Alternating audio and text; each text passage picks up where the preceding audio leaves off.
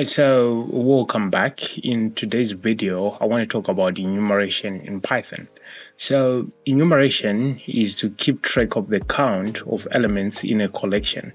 So in Python, we have what we call collections, and these include lists, tuples, sets. We have strings also as collections, and we have others, etc., etc. And so at some point we want to be able to keep count of the elements that are in a list or in a tuple or in a set or in a string, etc. So we use an inbuilt function which we call enumerate. This is a built-in Python. It takes in an iterable. An iterable is any collection, the ones that I mentioned earlier, a list, a tuple, a set, strings, etc. It also takes in an optional argument, which is the start of the counter. So the default value is 0. It starts counting from 0. All right, so let's take this and comment this line out, and I'm going to create a list over here. So we said an iterable, so I'm going to create a list of, let's say, fruits. I want to keep track of the count of these fruits. So I'm going to say banana, the first one, and the second one is going to be an apple. The third one is going to be an orange, strawberry, and yeah, let me have these 4 in here. All right, so we can create an enumerate object, which is going to keep track of the count of these elements inside here. So we use this enumerate function. So I'm going to uncomment this. On the iterable, I'm going to pass in the fruits because our list over here is our iterable. So now we have an enumerate object. I'm going to store this in a variable called enumerated. This is a random name. You can name this whatever you want. Okay. For now, I'm going to remove this start because this is an optional argument that we can pass in there. All right. So right now, let's print this enumerated and see what is in the enumerated. So if I save and write down here, we're going to see enumerate object at this location. Okay, this is the location where this object is on my computer, so you need to ignore this, but this is important. Enumerate object. So what is an enumerate object? What do we have in there? So for us to see what is inside the enumerate object, we need to convert this into an iterable. So I'm going to convert it into a list again.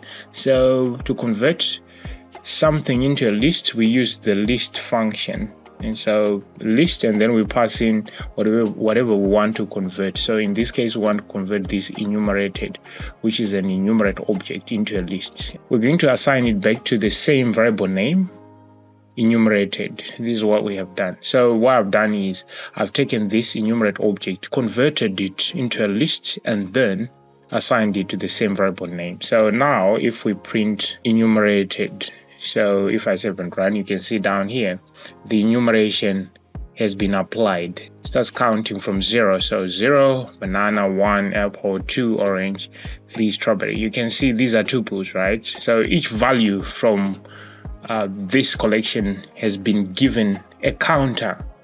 So 0 for banana, like I said, 1 for apple, and it's going up as we move. So this comes in handy. Let's say I add in some other elements into my original collection, right? So let's say I add in a mango, papaya here. So if I save and run, you can see all these, we're keeping track of the count. So that's what the enumerate function does. It helps you to enumerate, to keep track of the count of elements in a collection. All right, so having done this, let me remove all this, these 2 lines here. So we have this enumerate object. We can loop through this enumerate object. So we can use a for loop. So I could say for x is a random variable. You can name this whatever you want. In enumerated, this gives back an enumerate object, but we can loop through that object. So if I print this x and save and run, you can see down here what I get. Okay, I get each and every individual count of the elements. So 0, banana, 1, apple, 2, orange, etc. I could further on destructure these. Since I'm getting a tuple, right, we can destructure these values by assigning another variable here, which I'm going to call x, which I'm going to call y rather, and also down here y. So x is going to be the counter and y is going to be the value, right? So you could name this counter and you could name this value, right? It's all up to you. You can name it whatever you want. So down here I'm going to say counter and the value, just like this. If I save and run, you can see now we have these not inside the tuple anymore. Counter 0 is banana, 1 is apple. So if you want to start counting from any other number apart from 0, because we said the default start is going to be 0, so you can specify the start here. You can just specify a number, for instance 5, save and run. You can see now we are starting counting from 5 now, or I could specify like start equals to 5. This is the same, but you know, we always want to be economic, right? So we don't want to be typing all the time if it's unnecessary to do so. So we could just pass in that number just like that. All right, so basically this is how you use enumeration. Enumeration keep track of the count, and you have to use the enumerate function in Python. You can destructure this in a for loop like this. It's going to work. And you can also, instead of assigning this to a variable, you could use this directly here.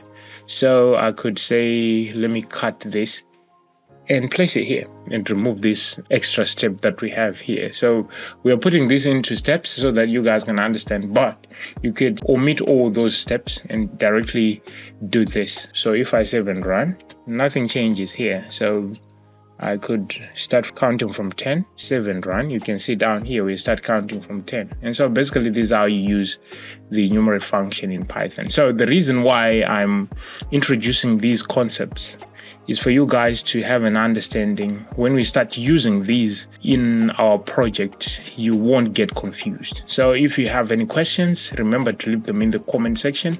I appreciate your support. Remember to subscribe to the channel. Hope to see you in our next tutorial. For now, I'm out. Bye-bye.